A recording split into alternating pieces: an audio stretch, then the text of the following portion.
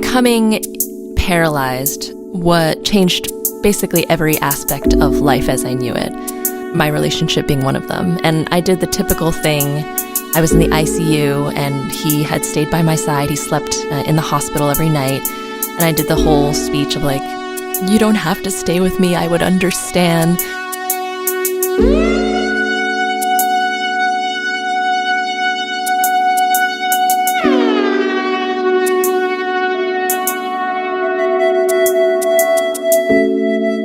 Our guest today is a survivor of a tragic car accident that killed her mother, caused her stepfather to suffer from a traumatic brain injury, and left her paralyzed from the chest down.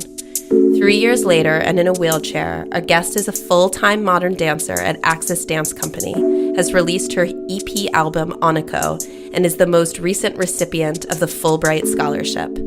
Several months before the accident, our guest began dating a young man who she had met at work. It was the first time he was to meet her parents when they came to visit weeks before the car crash. Through the transition from pre-accident to post-accident, able-bodied to disabled, our guest and her boyfriend have remained together and grappled with the hardships through thick and thin. Here today to talk about her story and the impact trauma has had on herself and her relationship is Carina Ho. Welcome, Carina. Welcome. Hello, thank you for having me. Thanks for joining us. So let's go back to before the accident. Let's go back to July 2014. Tell us a little bit about life before the accident. What were you doing? Where were you living? And how did you meet your boyfriend, Tim? So I was just kind of your average mid-20s something, trying to figure out her career. I was living in Oakland, California, and I had met Tim, my boyfriend, at work. We had actually both been let go from the same company for dating. It was scandalous. Very scandalous. But we continued dating, and we actually had a plan to go backpacking in Asia together. However, my family had decided that they wanted to schedule this road trip between all of us and our boyfriends from Portland back down to California. So we decided that we were going to stick around the Bay Area until the road trip, and then once that was finished, then we would take off. Unfortunately, that never happened. But in general, I think I was just living a very active, regular life. I was looking forward to the trips I was going to take, the adventures I was going to have, and in general, things were, life was really simple. And looking back on it, yes, I think simplicity is the word I think of. How long were you with Tim before the accident? Tim and I started dating February before I was injured in August, so 6 months. And how would you describe your relationship at that time? It was still early, so it was still in that exciting honeymoon phase. We were crazy about each other. We wanted to spend all the time together. We were thinking about moving in together, all of those romantic things. And the focus was definitely just on what fun thing we were going to do together. You know, what adventures the next weekend we're going to have. We didn't really think too far in the future. And it was like definitely too early to even consider each other like a serious boyfriend and girlfriend until the accident kind of forced us to start answering those questions. So it sounds like life was simpler, and also your relationship too. Everything, man. So this accident, I mean, you could have never predicted something like this would happen. It's totally unimaginable. And I'm wondering, after the accident happened, did you have any idea how this would impact your relationship? Was that even on your mind at all? Yeah. I mean, to be honest, the becoming paralyzed what changed basically every aspect of life as I knew it, my relationship being one of them. And I did the typical thing. I was in the ICU and he had stayed by my side. He slept in the hospital every night. And I did the whole speech of like, you don't have to stay with me, I would understand. Partly because I felt obligated to. I thought that was the thing that people should do, kind of release someone. Because it was a lot to ask of someone I'd been only known really for 6 to 8 months. to stick around through this really difficult time. And my entire family had flown in from around the world, and we were dealing with funeral arrangements and hospital bills. And, pretty much my entire immediate family was at the hospital at once. So it was a lot of drama, and it was a lot of really, really heavy business going on. And to ask someone to stick through it felt like too much for me. However, I'm really lucky he decided to stick through it. How did he respond to you when you gave him that speech in the hospital? I don't actually remember.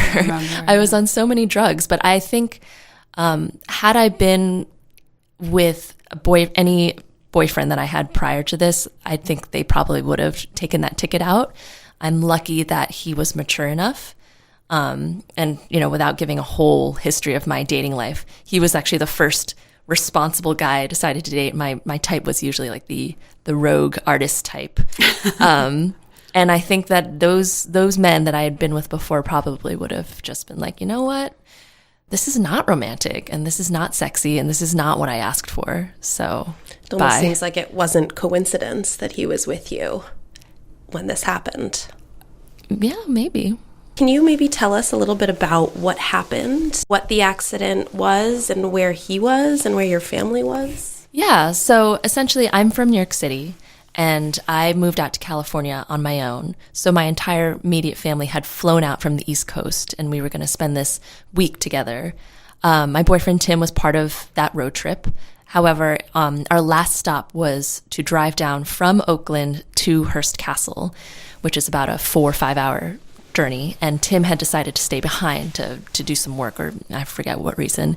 He originally had planned to come with us, but last minute didn't, which I'm very grateful for. So yeah, and I had one sister who also decided to go to Napa since she had never been, so she also stayed behind. So it was me in the driver's seat. It was my younger sister in the passenger seat. It was my mother behind me and my stepfather behind the passenger seat. And yeah, we were basically rear-ended on the freeway by a semi-truck who I just don't think was paying attention. Mm-hmm. And the impact basically killed my mother there on the freeway. And my stepfather and we were both airlifted to local hospitals, different hospitals. And I actually didn't know where any of my family members were because I was held in a neck brace since I had reported to 911. I was conscious for the whole thing that I couldn't feel my legs. And so they immediately knew it was a spinal injury. So I went into, it felt like, those hospital shows where, people are rushing and yelling all these medical words on top of you, and you're just looking up at these bright lights zooming by you. And yeah, it was crazy. It was a crazy experience. So essentially I was luckily able to remember his email address. And when the social worker was asking me how to get in touch with everybody, I gave him their email address, and that's how they were able to get in touch with him, because he had no idea where we were. Wow. Yeah. And he came down immediately. Yeah, and so did my sister. Yeah. And at that point, what was going on in your head? What were you thinking? What were you feeling? Well, I do remember thinking, once the impact we had finally come to a stop, and, when people say the world slows down and time slows down, it's totally true. It's just it's a slow blur. But I remember coming to and just realizing, man, my life will never be the same. And the first thing I actually wanted to do while I was still stuck in the car was to call him, but I couldn't find my cell phone. While you were in the car before the ambulance had arrived. Yeah. Wow. So he was the first person you thought of. Yeah, which is weird because my whole family was around, but yeah. I wonder if even then you felt that connection with him. Yeah, I think now we're still together now, and obviously there's ups and downs, but I think we are really lucky to have met each other at a time in our lives when we were both mature enough to communicate well from the get-go. There was none of this, text messaging warfare and all these ridiculous rules that I think dating now entails. like I said, in any point in my life, I don't know if it would have been the same story. So it sounds like in the hospital, he was really there for you. He was sleeping at the hospital when you were there. Can you describe a little bit more about how your relationship evolved as you were in the hospital, just during that time when he was in a more of a caretaker role? Definitely. He was amazing. I mean, he was also going through a lot of trauma himself, and I don't think I really registered that at the time. Looking back, I do have to give him a lot of compassion for how much he experienced, and to see someone that he loved suffer so much must have been really difficult. With my injury, a lot of my bodily functions actually stopped working. And so he saw a lot of, nasty things going on, fluid-wise. And my body was essentially shutting down. And so he saw a lot of things that I did not want him to see. And it took a lot of being a grown woman and having had, most of my young adult life be, self-sufficient, completely independent, to being completely dependent on, nurses. I couldn't even sit up in my own bed without a lot of help and a lot of medication. And to have this boyfriend who I'd only known for 6 months, and just a week before we were, having lots of sex and just having a really carefree relationship, to him seeing me, pee in my bed all the time, and much worse. I think I had to suck up a lot of dignity. Mm-hmm. Did the two of you process that experience as it was happening in the hospital? No, I don't. Yeah, I don't think so. No. To this day. Oh, to this day. Yeah. So how did you handle that? Like, when you were peeing in your bed and he was around, it sounded like there was the part of you that felt really embarrassed, but how did you kind of engage with him around it? I think humor was a way I tried to ease everyone's kind of, at least what I perceived as, discomfort. But a lot of times it would just really upset me. To this day, it's still something that is difficult for me to, be an adult with a disability, and to have to deal with things like incontinence, and to have to deal with a romantic partner's or what you perceive to be their thoughts of you, and how attracted they are to you, having seen you, pee your pants or what have you.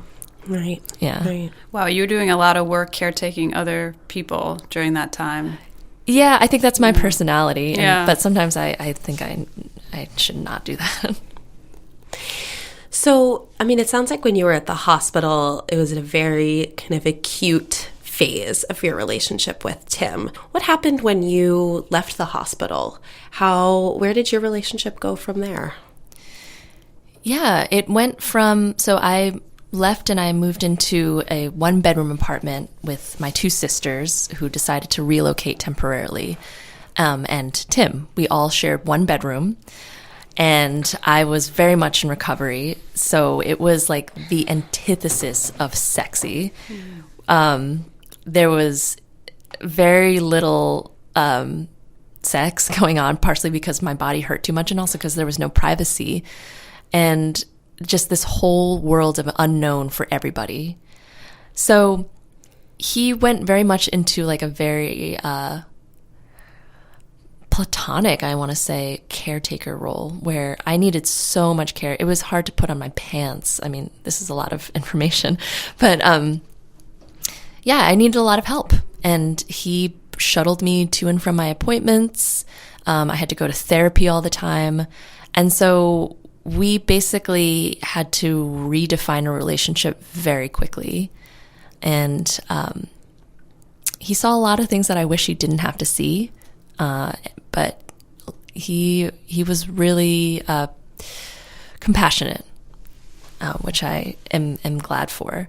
However, the caretaker-patient relationship that we developed is one that has still yet to completely shed itself 3 years later, when I'm pretty independent, or mostly independent, and no longer need that kind of care. I'm curious how the two of you found intimacy again. You went from this acute hospital experience to being home and being taken care of by your sisters and by him and in a lot of pain. And then I'm wondering what happened next? How did you find intimacy with each other again? To be honest, it's still an ongoing journey. Losing sensation in the lower part of my body has made it really difficult, and the obvious challenges of being paralyzed and not having the same mobility. However, that patient-caregiver relationship has also impeded on like sexual desire and lust and also spontaneity. In the beginning, because we were new partners, there still was that kind of excitement, despite the tragedy of the accident. There still was those recent memories of those spontaneous sex and all that kind of stuff. It was easier to use verbal foreplay and things and tools and scenarios that we had discussed before. But I think as time went on, and as you are with the same partner for longer, it inevitably gets a little bit more difficult. So, yeah, it's taken a lot of conversation, and it's I think it's been really difficult, to be quite honest. There's not a lot of open conversation in general, like on the internet or in the public media, about what happens when one partner becomes disabled or goes through a difficult thing like depression, or even if I've heard people who have just been sick or hurt for like a month, and this kind of dynamic affects their relationship. So something as drastic as my situation, it's really, it's been difficult. It's been a search, and I think it really depends on, he's kind of shut down a lot, and I think a lot of partners end up doing that. And I'm sort of in this quest to find the antidote to bring our sexual chemistry back to where it was. And I think it's just going to take a lot of healing and a lot of creativity. And it's hard when you're so kind of familiar in the roles that you've been now for a long time, especially the roles that, like you were saying, kind of are the antithesis of desire and eroticism. And so I imagine part of that is figuring out new roles rather than caretaker to patient, something new in the bedroom. Yeah, it's a lot about redefining yourself through the phases of trauma and grief. And I want to say as a disclaimer, like this is only my experience. There's so many different versions of this story, and for us, it's been 3 years, and I feel like it's only been recent that we've been able to start getting back to feeling like a normal couple. What do you think has helped that feeling of beginning to feel normal again? Is there anything that's been helpful in that regard? I think my own personal search for my self-empowerment. Back when I was first injured, I was so dependent, and there was no way around it. And sometimes you just have to let yourself be dependent on other people. And as hard as it is for people like myself and most people, it's a fact of life when something really bad happens to you, and at times you're down. But I've spent a lot of time and effort trying to, get back to getting to work and figuring out how to be independent, drive my car, push myself around a city, travel alone. That has really helped me re-identify myself as I used to be, rather than as someone with a disability. You've done more in 3 years? It's 3 years since the accident, yeah? Yeah. I feel like you've done more in 3 years than most people. You have a Fullbright Scholarship and an album, and you're part of this dance company, and it's amazing. Thank you. Yeah. I think productivity is my coping mechanism. Yeah. Well, I think also dance is such a fascinating avenue for you to have pursued, especially given that your body totally transformed in the last 3 years. I'm wondering, do you feel like dance has kind of impacted your relationship to your body that's now very different than it once was. Yeah, totally. I feel really lucky to have been able to find this dance company. Having been a dancer before, I had a friend in the dance community put me in touch with the former artistic director of Axe's dance company, who invited me to take company class. And when I first went in, I was not sold. I had never thought of dancing in a wheelchair as a thing. And it's an integrated dance company, so there are disabled dancers and there are non-disabled dancers. And seeing the non-disabled dancers do all the things that I could do just months before, like, it really broke my heart. It was really traumatizing. It took a lot of encouragement from Tim and from my sisters to go back. And eventually they extended an apprenticeship to me, which became a full-time company job. And so becoming a professional dancer was the last career I ever thought I'd have. However, it allowed me to see myself as beautiful again. I think in a society where people with disabilities are so desexualized and so excluded from everything, dance just being one of them, to be invited back into that world and to have a community basically allow me to be on stage and be like, yeah, you are a performer. Yes, like, you are just as valid and just as talented and physical as a ballerina. And to have that kind of support, I think, was actually one of the big game changers in how I viewed myself. And I think that trickled down into my interactions with Tim. So you feel like you've gotten some of your sexual energy back? Some of my mojo. It's not all back yet, but I think,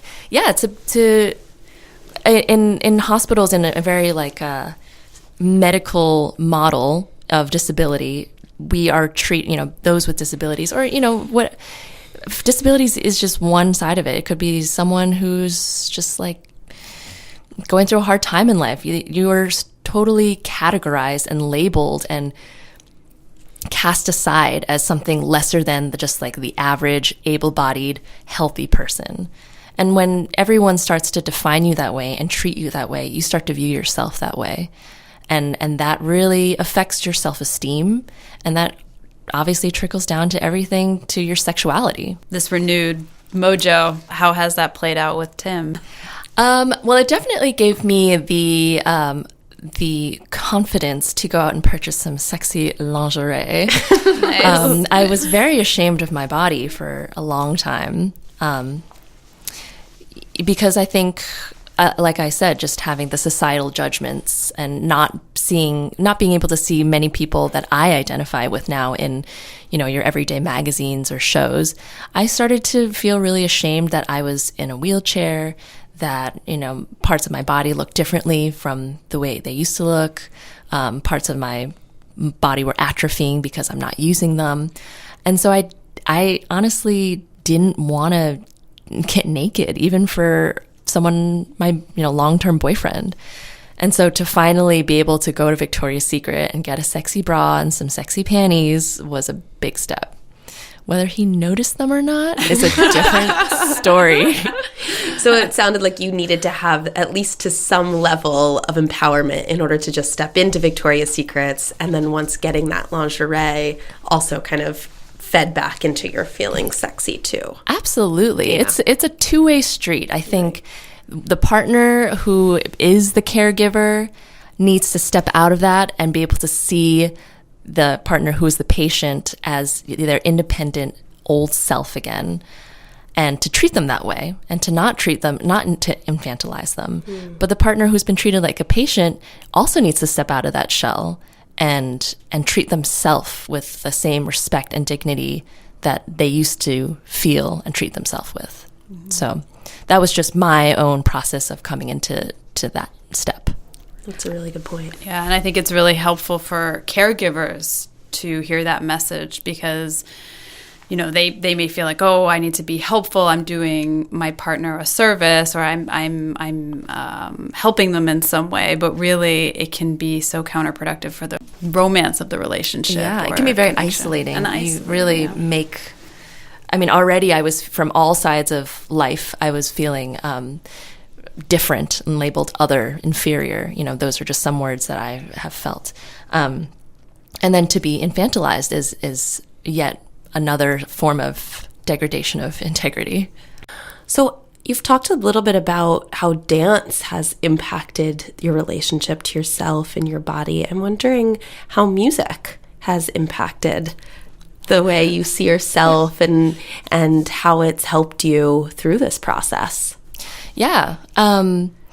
So, I mean, being an artistic person, having been a trained musician since I was a kid, music was one of the first ways that I started to grieve. After I left the hospital, I had an electric piano that my family had moved down out of my apartment.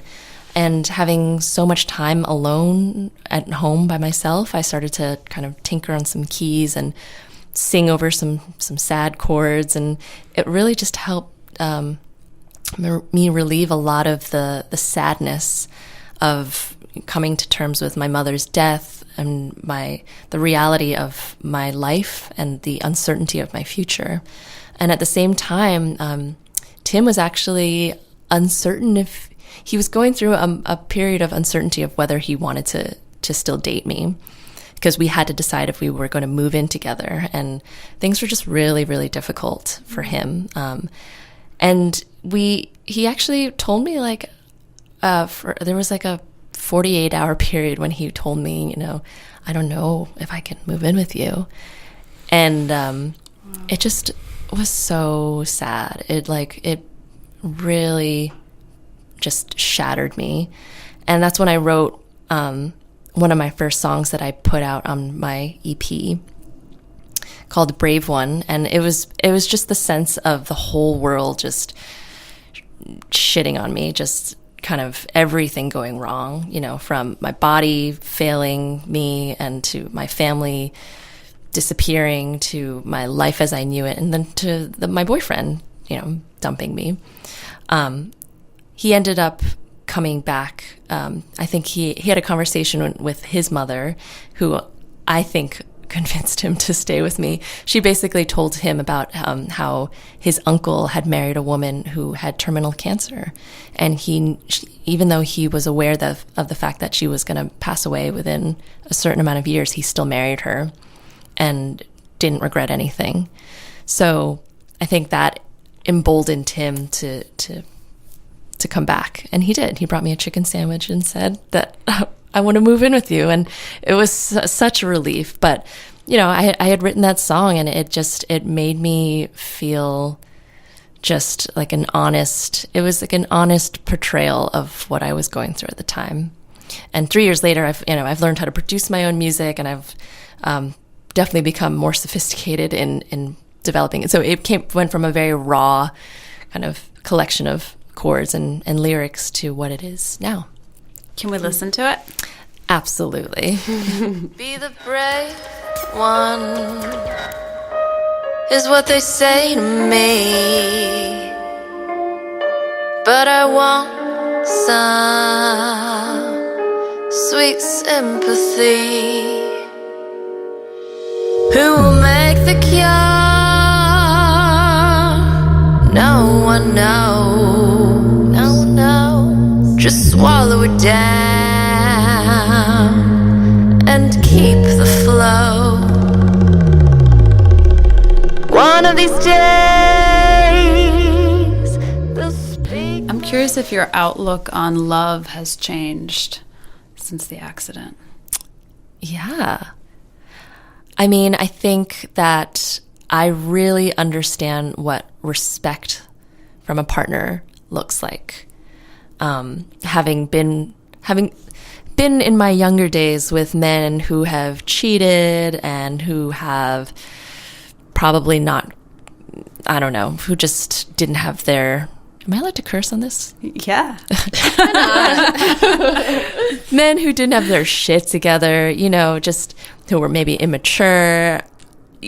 At the time, it's all fun and games. But then when you have to go through the test of something difficult, and for someone to sacrifice a lot and put their hopes and dreams on hold while you are getting back to your normal self, says a lot about someone and how they care, how they feel about you. And to recognize that capacity of love that someone can have for me has made me realize like this is the standard that everyone should have. Unfortunately, that's not always the case, but yeah, I think it's shown me a lot. Sounds a lot like loyalty. Yeah. And dedication. Yeah, definitely. And compassion. Yeah. So you guys have been through so much together. I mean, it sounds like psychologically, emotionally, physically. I mean, how do the two of you talk, if at all, about what happened and what both of you have experienced? Well, I think couples therapy, honestly, has been one of the major places that we were able to evenly share those experiences, because in many ways my pain and like the ways that I have suffered has dominated the conversation over the past 3 years, and that also contributes to like the patient caregiver dynamic that we're talking about, because one person is the obvious victim, but the invisible sufferer was Tim. And I think I hadn't given him enough of my ear to truly understand what were some horrible memories that he had that became really triggering, 3 years later. And it took for someone to ask Tim to share that with me, because he's not really, an open guy, that I actually was really able to understand that this experience was truly horrific for both of us, just in different ways. Yeah, I imagine it's hard for a lot of caregivers to open up because that's not the role that they've taken. Yeah. By taking that attention. You don't want to take attention away from the obvious sufferer. So I'm curious how sexual pleasure has changed for you since the accident. It has been, sexual pleasure is very different from what it used to be. For me, just because I have the particular situation of being paralyzed, it's really required me to redefine how I get turned on and what sex is like without the possibility of orgasming. And since I am a woman, a lot of my sexual pleasure comes from like the psychological stimulation. And so actually verbal foreplay has been really important, and role-playing too. And role-playing also enables me to step out of this kind of, the body that is injured and the identity that still needs healing and this and that, and just allows me to kind of resume this sense of like sexualness. I think I've also appreciated things getting a little rougher, just like a little kinkier, because you sort of have to go from different angles. The same tricks don't really work on you anymore. For a lot of people that I've spoken to, like things like sex wedges or toys have become really paramount to sex. What exactly are sex wedges? They're basically just like foam wedges that, because I can't prop my hips up or go into a lot of different positions, missionary gets a little boring after a while. So like something like stacking pillows or using a sex wedge or things like that kind of spice up the positions that you can go into. Yeah. Can you talk a little bit about what kind of physical sensation or how that's changed since the accident? Like, what can you feel now? Well, I'm paralyzed from my chest down. And to be honest, from my chest up, it's often very painful because I have quite a severe injury. So things like soft touch have become really important. Soft touch, massages, stroking, stuff like that. And I'm a really sensual and sexual person, so to have lost the ability to orgasm has been really difficult. And obviously every day I'm kind of like, God damn it, like I miss that. Yeah. But it's not I really strongly believe that just because you can't experience sex in the same way you used to means that you need to become asexual, which is, I think, the assumption that many people make. Like, oh, you can't feel down there? Like, why do you even need sex? Like, all of us as human beings, we still need intimacy. We still need that affirmation from other people. And we still need that fulfillment. And so, yeah, totally not an excuse to stop being sexual and stop having sex. And like you said, there's such a rich fantasy life that can exist in your mind. Yeah. So just because you can't have an orgasm doesn't mean you can't be a sexual person. Yeah. And have sexual thoughts. Yeah, absolutely. I mean, I think about sex all the time. Like, 80%. So you mentioned that you like sex maybe a little rougher in some respects, and then oftentimes like it a little softer, and maybe kind of the use of touch has become more important. Have you developed any kind of newfound sexual interests or fetishes or things that maybe you weren't that interested in before the accident? Well, my boyfriend really, like most men, likes to talk about threesomes, which originally I was like, whatever. But to see, because I myself don't, get into that same like orgasm, like it's all about me world, a lot of the pleasure that I derive is seeing him get turned on. So even though I before may have not found that to be particularly hot, kind of indulging him and seeing him get really excited about that idea is a turn on. So yeah, I think just finding ways to see how he also derives pleasure in this new sex life that we have is also super important. Have you all had a threesome? No, tried it? I don't think I think I would feel too threatened at this point, just to have, especially like a non-disabled woman, be in the mix and still feel so many complicated feelings about myself. And I maybe when the time is right, but not now. It's harder to bring a third party in when you're still working through some of your own kind of process, sexual process. Yeah, I mean, it's hard to bring in if you're feeling a lick of insecurity about yourself, regardless if you have a disability or not. Right. So this is just amplified. Right. And something we've talked about with other people we've interviewed is how sometimes you don't even need the act. It's just having the conversation about the fantasy. That's enough. Yeah. Mm-hmm.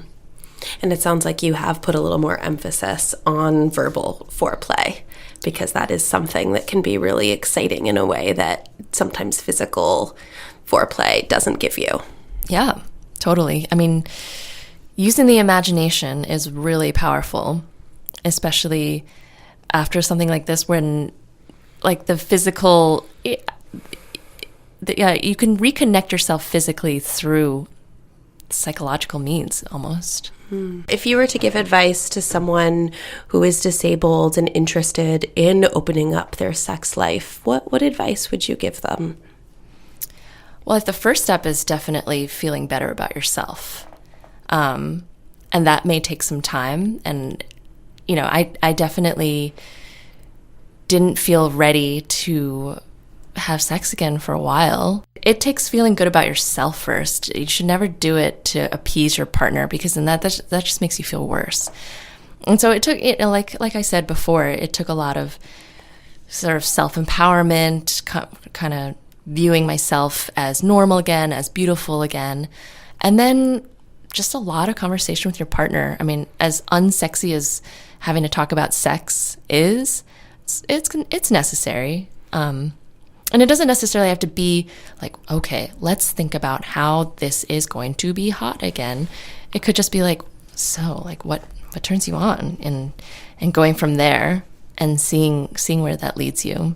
Sometimes that can be really sexy. Totally. Oh yeah. I mean, I think that like opened up the floodgates of like, what turns you on? And he's like, ooh, threesomes. And then, yeah. And I think sometimes with couples, partners can get so caught in the cycle of what's wrong in their sex life that becomes a spotlight that kind of contributes and exacerbates the issue, and that being able to reframe it into something positive or maybe more curious actually can open up people's sexuality rather than shut it down. Yeah, and even something as I don't think forcing like the whole sex to be normal again is healthy, obviously, but it is something that we feel obligated to do, especially when something's gone really wrong in a relationship or one person, So just even like simple complimenting, like, oh man, you look really beautiful, or like that looks really sexy on you, can be very powerful. It doesn't always have to be physical. What advice do you have for able-bodied partners of people who are disabled? I would say that being creative and being patient are two important things. But then also just being giving. Mm-hmm. Yeah. Well, two people need to be giving, but yeah, being giving. In what ways? Just being giving to, like, any verbal things that someone might need, or if someone's body has changed, just being flexible to that, because the sexual experience is going to be different. So as a partner, you should want to be able to adapt to that. It also stood out to me, that piece you said, you were talking about how it was really nice when Tim stepped out of the caretaker role, so you could feel more like a sexual person, and for a partner of someone who is disabled to have the courage to step out of the caretaker role.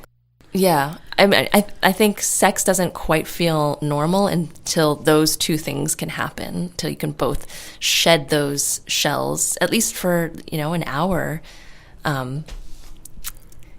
Otherwise it'll always kind of feel like there is a power dynamic. The caregiver is always the powerful one, and that's not a good feeling.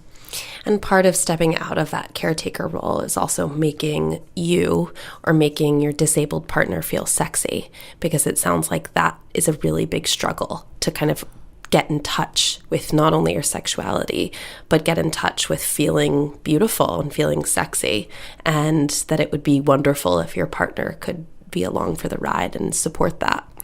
Yeah. I mean, something that I have experienced through through dancing is that celebrating bodies, no matter what they look like, is a tremendously important thing that we as a society and culture fail to do all the time. Yeah. And so I think when that celebration also ceases in the bedroom or, in the privacy of your own home, then you're never really going to get back to feeling good. So it's really important for both people. But, obviously in this case, like for the person who is not injured or not going through something difficult, to put extra care to celebrate the other person and make sure they feel sexy again. Yeah. Be curious about them. Exactly. Curiosity, very key. Yeah. Thanks so much for sharing this with us. Yeah. Thank you for asking those excellent questions. And I hope this isn't a topic that many people discuss. So I hope this ignites conversation or is useful to people. I hope so too. I hope so. Yeah. Thank you. Thank you.